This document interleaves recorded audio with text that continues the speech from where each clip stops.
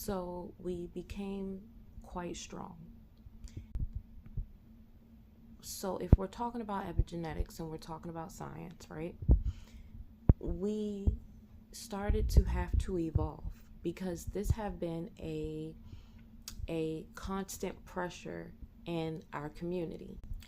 And if we're talking about a constant pressure, it's called a constant environmental pressure. And it can trigger something in an animal, a plant, in the environment, if it's a constant, what you would call an environmental pressure.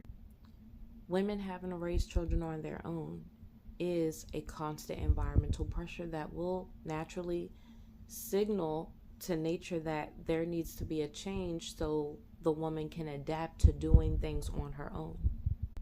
I know that this is going really, really deep, but we have to consider these things so we can stop pointing the finger and understand. And this is going to take a lot of accountability on both sides.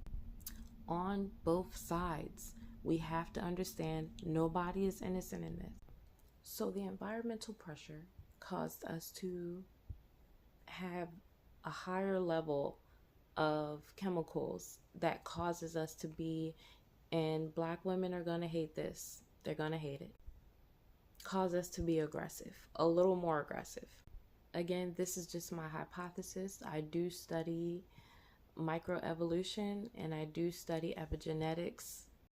I am getting a PhD and doctorate in naturopathic medicine.